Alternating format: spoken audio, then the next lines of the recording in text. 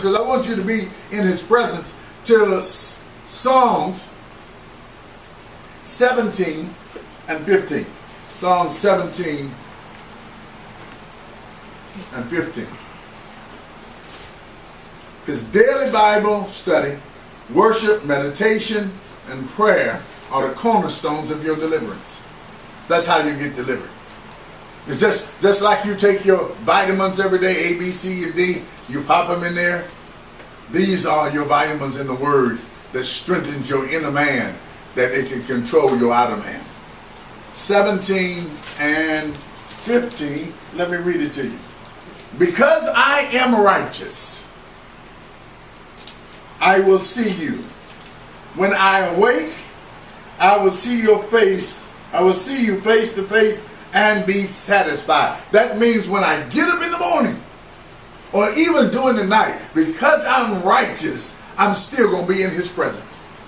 I'm still going to walk in his presence. Sometimes when you wake up and you can't go to sleep, instead of doing the TV thing and all that, just go down and sit and say, okay, speak, Lord. Take your pad and your pencil with you and say, what is it that you want to say? And you'll be surprised that he has a word for you. He has a word for you. And let me tell you something. When God ever wakes you up to give you a word, if you do not get up and write it down, you will not remember it. Yeah. The next time you hear it, it will have come from somebody else. And that's when you will say, you know what? He told me that a week ago. But you wouldn't accept it. Because you know, we can get so tired and busy to, not now, Lord. I need to rest. He said, if you hear what I'm saying, you have rest. You need rest in ways that's more than sleep. Now go to Psalm 16:11. When I'm in his presence, this is what he will do. You will show me the way of life. There's a song we used to sing, guide me, O great Jehovah. Guide me. You say, well, is he going to order your steps? Your steps are already ordered. He's giving a light into your path. He's showing you how to walk. We got to be willing to walk in it. Not take detours. And all of us in here at some point in time have taken detours. Because, a shortcut. I remember when I was stationed at Fort Bragg, came back home with a snowstorm, and instead of the Greyhound bus driver staying on 95, he decided to go through some little town called Norlina, North Carolina, and the bus slid off the road. There's nobody to get him. We were there 18 hours before another bus came to get us. We bought up everything the man had in this service station. Man, that's probably the best day he ever had. Because we bought up all the sodas, crackers, jam, all the potato chips. He didn't have anything. And we get on the bus. We cannot get our clothes off the bus because of the way it slid off. It jammed the doors. So we're at Fort Bragg. Can you imagine 2 or 3 days? All your clothes is back there. You need all the help you can get. You can have, well, you know where it came from? Because the driver decided to take a detour, a shortcut in. Is that why we're going through so much trouble? Because we don't want to go the straight way. We found a way to go around it. And then when we found out that when I went around it, this is longer than what I really think it is. We were coming from Goldsboro. Missed some turns. I mean, I missed some turns, and it just took me longer to get back home because of the fact if I had stayed where I knew was right. See, that's what we have to learn how to do. Even though it's difficult, we got to stay on the path that's right. It looks good. People tell you, take shortcuts. We took 301 the last time we came back from South Carolina just to do something different. And I went like, man, 301, this is nice. We stopped at a nice restaurant. Brenda ate a lot of food at the Mayflower restaurant. And we got back on the road. And I'm looking for a sign that says Ahoskie North Carolina because I really want to come through Suffolk and not Emporia. So I'm just riding, and I'm riding. Guess who see the sign? Brenda. But Brenda doesn't tell me she saw the sign until I'm about 10 miles up the road.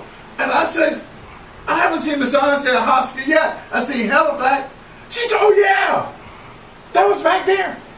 So I said, well, no problem then. Got to be another road that's going to go over to Hoskia. And when I ended up, guess where I ended up back at? Back in Emporia again. All that riding and sightseeing. Sometimes you just should have stayed on the path you know that is right, and come off where you know instead of taking all these detours. So listen what he says. You will show me the way of life, granting me the joy of your presence. You ought to be delighted. You ought to be delighted that God is in your life. You ought to be delighted that he shows up. You know, one of the things that really, really is exciting, that you know that God hears you when you pray. And he answers you. That's why you love to go in prayer, because of the fact God answers you when you pray. You're not doubting about it. You're not guessing. You know that he hears you and he relates it to you. Grant me the joy of your presence and the pleasures of living with you forever. That's what you want. Christianity is not as hard as people want to make it. The only time it becomes hard when you don't want to be one. When you're caught between two opinions. When you don't know whether you want to be in or you want to be out. When you make up your mind. I remember when I was in Germany, I had a spot on my lungs for smoking. And I told the man I couldn't stop until he said this. We catch you smoking again, we're going to charge you with destruction of government property. I won't say, evidently not. Guess what I did? Stop smoking. I mean, I just quit on the spot. Didn't pick up nothing until I came back to the States, and then they did an exam and found out that the spot was gone. Then I started back up again. But the point of the matter is, there are some things that you can do if you want to do it. I can't quit. You can. You can if you want to. It requires effort. Now, we all know that there are certain things that are habits. Habits are hard to break. But that doesn't mean they can't be broken. You cannot be broken. Sometimes we need to do it on our own to prove. You've already gone to school. Some of y'all have gone to school to prove to those who said you couldn't do it. Because if you had listened to the doubters, you wouldn't be going to school. You wouldn't be graduating. You wouldn't have anything, because they almost convinced you that you couldn't do it. You don't have the ability. You're not that smart. You're too old. Look at yourself. You're kind of gray. And you talking about going back to school. What for? What you gonna get? And you know, you be like, you know, you telling the truth. There's no use to me going, and the rest of your life you'll always regret there was something that you didn't complete. Don't allow somebody to steal your dream. Keep your dream alive. I don't care if you run out of finances. Keep the dream alive. And the thing about that, if you believe it strong enough, somebody will believe in you. And somebody will help you to fulfill your dream. But if you're not going to have faith that God will bring you through this, if you're not going to have faith and you're just going to cast your dream aside because somebody have negative things to say, then nobody's going to help you. Nobody's going to help you. That's just like being in the presence of the Lord. You're going to have to delight yourself in that. That's what you're going to have to do. Nobody can make you do it. It's not something that somebody should have to make you do it. It's what I want to do.